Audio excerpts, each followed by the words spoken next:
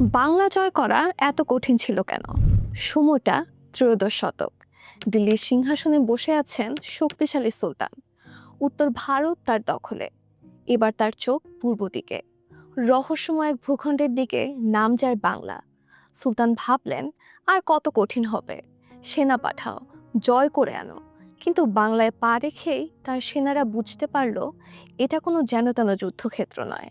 চারদিকে পানি, নদী, খাল, বিল, জলাভূমি।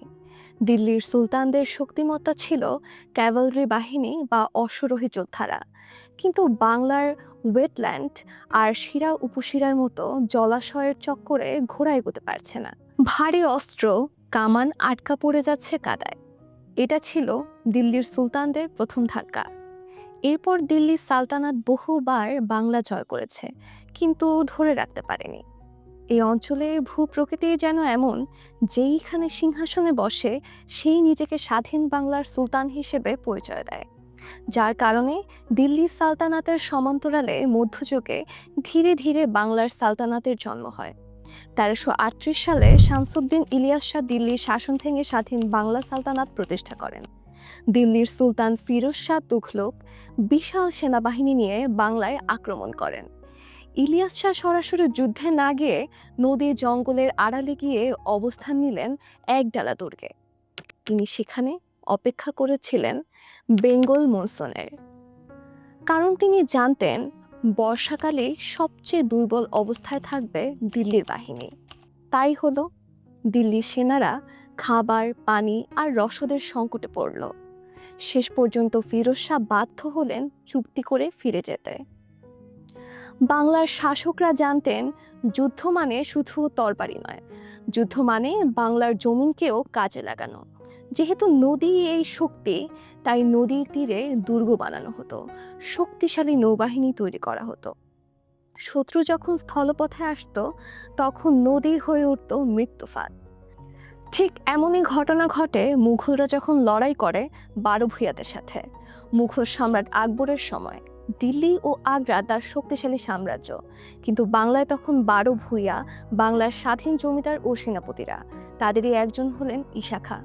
তিনি নদীকেন্দ্রিক যুদ্ধ কৌশলে এতটাই দক্ষ ছিলেন যে মুঘল সেনাপতিরা একের পর এক যুদ্ধে তার কাছে পরাজিত হন। ঈশা খাঁয়ের নৌবাহিনী মুঘলদের বিশাল স্থলবাহিনীকে বারবার থামিয়ে দেয়।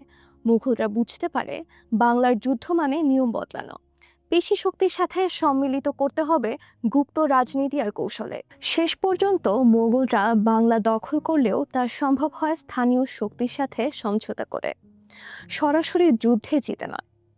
বাংলা শুধু জলাভূমি ছিল না, এটা ছিল সম্পদের ভাণ্ডার। বাংলা সালতানাতের রাজধানী লখনৌতিতে তখন এত সম্পদ যে একসময় তা হয়ে ওঠে উপমহাদেশের সবচেয়ে ধনী সালতানাত। চীনা পর্যটক, আরবীয় ব্যবসায়ী, ইউরোপীয় নাবিক সবাই এক বাক্যে বলেছে, বাংলা ছিল বিশ্বের অন্যতম ধনী অঞ্চল। সেই সম্পদ নিয়েই সেনাবাহিনী, নৌবহর, দুর্গ প্রশাসন সব গড়ে তোলা হয়েছিল। আর এই সম্পদের লোভে পড়েই বাহিরের শাসকরাও বাংলা করায়ত্ত করতে চেয়েছে বারবার। আবার এটাও সত্য, বাংলার শাসকরাও আশেপাশের অঞ্চলগুলো থেকেও প্রচুর সম্পদ লুট করে এসে নিজেদের কোষাগারে সমৃদ্ধ করেছিল। এবার চলুন অষ্টাদশ শতকে। ইউরোপীয় শক্তি ব্রিটিশ ইস্ট ইন্ডিয়া কোম্পানি ভাবল, বাংলা দখল মানে ভারত দখলের চাবিকাঠি। যদিও তারা মাদ্রাজে ইতিমধ্যেই তাদের ব্যবসার বিস্তার করে ফেলেছিল, কিন্তু তারা বুঝতে পেরেছিল, বাংলার মতো সম্পদশালী আর নয় কোনো অঞ্চল। 1757 সালে পলাশীর যুদ্ধ হলো। অনেকেই বলেন এই যুদ্ধেই বাংলা হারলো, কিন্তু প্রশ্ন হলো, ব্রিটিশরা কি সরাসরি যুদ্ধে জিতেছিল? তাদেরও নিতে হয়েছিল ষড়যন্ত্রের আশ্রয়, কারণ তারা জানতো সরাসরি যুদ্ধে বাংলা জয় করা সহজ নয়। নদী, দুর্গ, সেনা সবকিছুই নবাবের পক্ষে ছিল।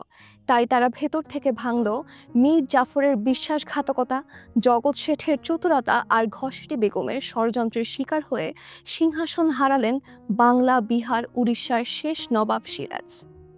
অর্থাৎ বাংলাকে হারাতে হলে তলোয়ার নয়, ষড়যন্ত্র দরকার ছিল। দরকার ছিল গোপন ছল চাতুরির রাজনীতি। বাংলার জলবায়ু যেন বাংলার প্রাকৃতিক ফোর্ট্রেস।